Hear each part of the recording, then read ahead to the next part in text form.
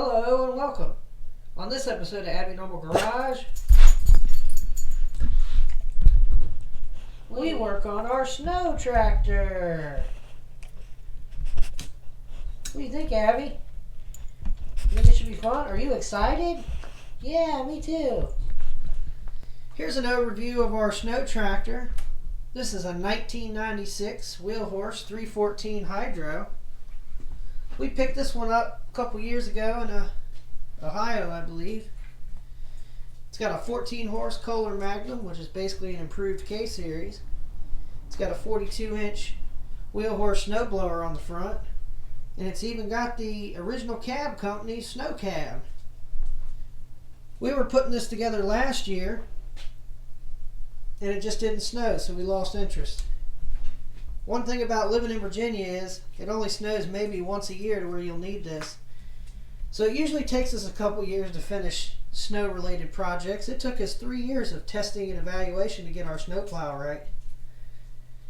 Hopefully it won't take that long with this. This box around the muffler is something we came up with last year to try to catch the cooling air off the back of the engine and duct it into the cab. Although we found out that just driving it around, the cooling air wasn't hot. It was actually cold. So who knows if that'll actually work or not. We took the battery out of this tractor when we were putting the trail horse together, so it hasn't ran since spring. So that's going to be an issue. Here's the duct system. We were trying to duct that air over the windshield to act as a defroster. Another issue we have is the choke cable's broke. Got a new one coming. It's not here yet. So for today, I think I'm just going to put a battery in it and try to get it started. So let's went ahead and got a new battery for it yesterday while it was out. I want to say we bought this tractor during COVID. No. Yeah. I don't know as many details about the story of this tractor as I'd like to think I do. You know, it was in really bad shape when we got it. When we went and looked at it, the guy had the battery hooked up backwards and was using the positive cable to jump out the starter solenoid. So I was poking around on Amazon for battery disconnects. I don't like to leave batteries hooked up in any of my stuff when they're inside or in the trailer or whatever. And I found these. Now these are for side post batteries, but I was going to try to see how they worked in my applications. And it looks like, to me, they're going to do okay. So we're going to go ahead and put this on the negative terminal of the battery. And the idea is you just loosen that and it disconnects your battery. Looks like our ground cable is not going to be long enough. We'll go ahead and make a new ground cable. To complete this task, we'll use a Temco TH0007. I've had this for years and it works pretty good. So to use it, what you do is you lift up, you slide your lug in, like that. Now you're supposed to hit this with a hammer. I don't like hitting tools with hammers if I can avoid it, so I just put it in the vise with enough tension to hold it. Then I'll shove my wire in.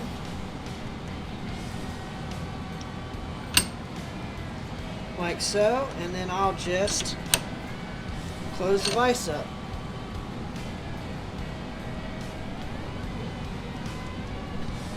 Alrighty, and that should leave us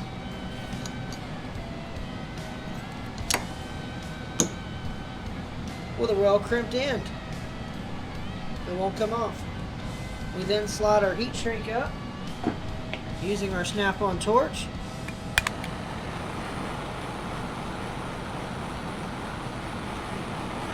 We'll shrink our heat shrink.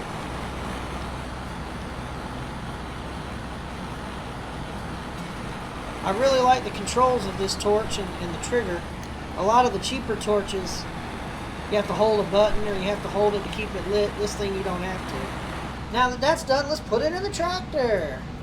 I say we do it like that. Come in like that. Slide onto that. that started. This cab's really annoying to work on this. Like and subscribe if you agree.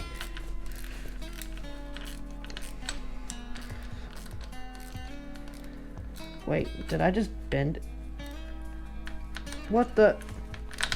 No way. Well, we got one more. I don't know if I like these things already. We broke that thing faster than Whistling Diesel could. Let's go ahead and put our positive cable on.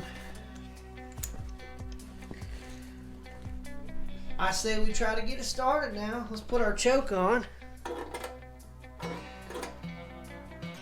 Move our sockets off the top of our engine. Okay, Abby, it might get a little loud in here.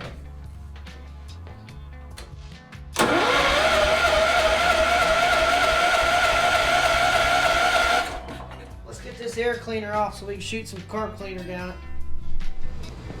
Okay, let's put one more spray. Half choke. Let's give it a shot.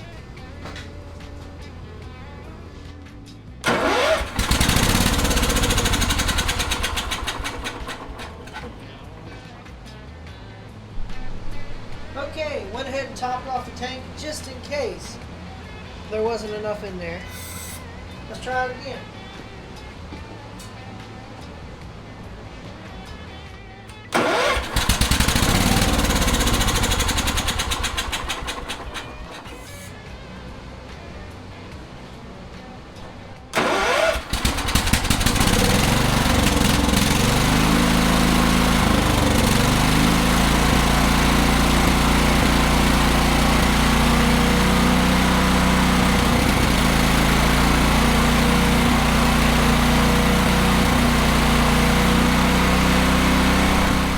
Pulled this out of the carburetor, so now we'll probably have throttle.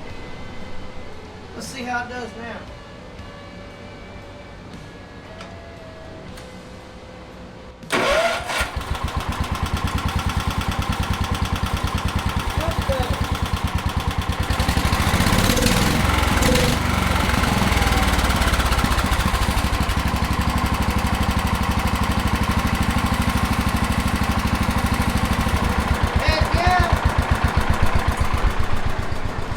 Abby, we got a running and driving tractor.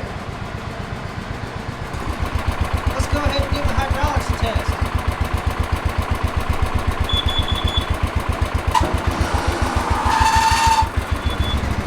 Okay, let's give it a test run. Oh, we're going to clear the door.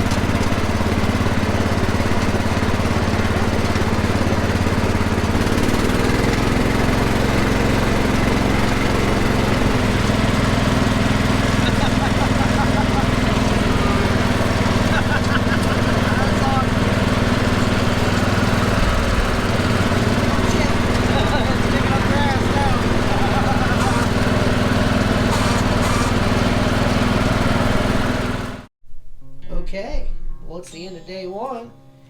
We got the tractor started. We got our battery disconnect installed. I went ahead and modified this system off camera. Basically, I cut this significantly shorter. I shortened up that, and I reclamped it back down.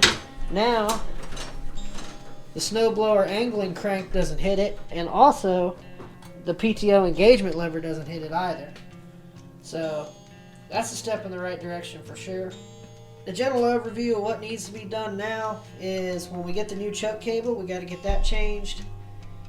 We need to replace the door hinges on this side. It's missing the top hinge, that's why the door's off of it. Other than that, we don't need to do too much to the tractor itself. The cab, on the other hand, needs a little bit of work. So The adjustment screws on the bottom of these feet here, they're stripped out and you can't tighten them. So that side's holding pretty decent. The other side's not working at all. So we got to deal with that. One of the big modifications that I want to make is right now this blower has little skis.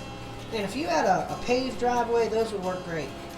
But I have a gravel driveway, and on the hard packed parts, those skis kind of work. But on the softer parts, they don't. The rocks just displace around them. So this thing's going to throw rocks like major. And we don't want that. So what we're going to do, we're going to weld up some brackets on the side of these things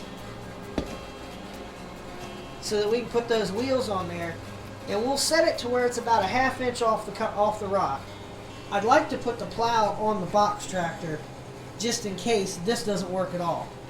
That way I've got two options. Or, hey, this works great, gets 11 inches of it, but I still need a plow to get the last inch of it. You know? So, that's kind of the game plan. Well, it's day 2. We're hanging out in the garage with Abby. Our choke cable finally came in today. So we're going to go ahead and get this installed. And this will probably be the wrap for part 1 of the snow tractor. Okay, first thing we're going to do is we're going to start by removing this lower console panel.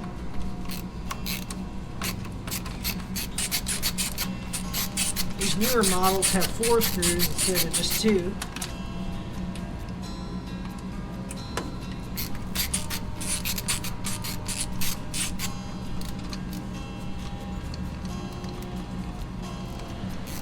These tractors have a few differences from the older styles.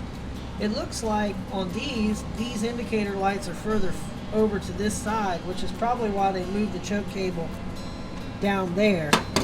Now, I think moving the choke cable might not have been a good idea, because on this tractor in particular, it comes out of here and makes a really hard bend down. And I've actually changed this before and it failed, so okay, let's go ahead and get this old choke cable out.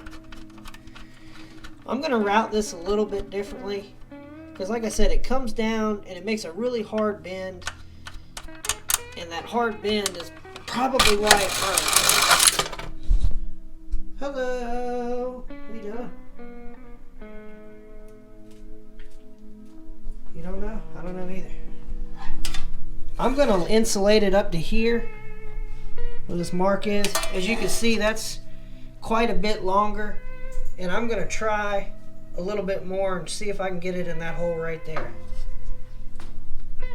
But I want to insulate it first in case I...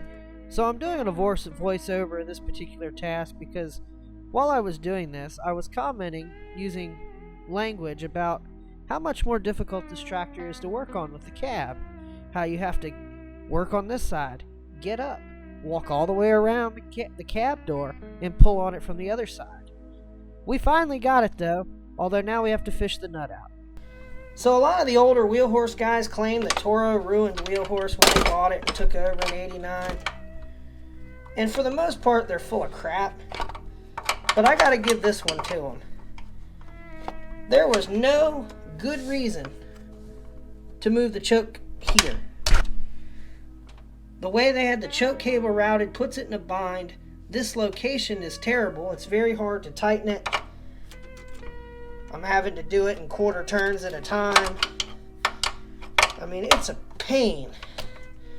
And the only real thing that I see that changed is they moved the indicator lights further over. Okay, that's tight. So in this clip I was commenting on why they moved these indicator lights to begin with. On my dad's 94 416, his aren't like this. His choke cable's up there like the box tractor. Well, then I got to thinking about it afterwards. That rod next to the steering shaft is for the lift, and the circuit board on the other side needed the extra space, so they moved the light. I guess that was easier than a smaller board. I think I'm going to cut it here. That'll give me some slop to tie it up on the end, so let's make a mark there. Then I'll pull my choke cable back through so I can cut it. And with our pink lineman's cutters, we'll go like so. Cut it about there. Our cable might be a little long. Hold on, let's cut that off and do it again. Okay. It happens sometimes. We'll go ahead and cut that off. Stick it in, bend it down, twist it, bend it back up. We tweak this one a little bit. But yeah, that's the basic concept. Alright. That looks like it's going to work a lot better.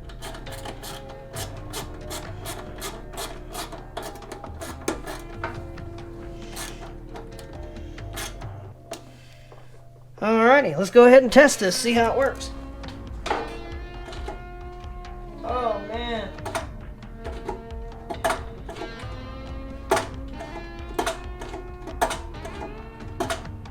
It's effortless, I love it. Alrighty, so just to recap of what was done. We got our engine started. We got our new choke cable installed. We got our cab air thing rerouted so that the controls of the tractor work. Well, I think this about concludes part 1 of this video. We're going to go ahead and back it out of the garage. We'll get our floor swept, our tools put away and all that. On part 2, we'll start working on the cab. So, feel free to like the video, share it with all your friends, subscribe to the channel if you're not already, and we'll see you on the next episode of Abby Normal Garage.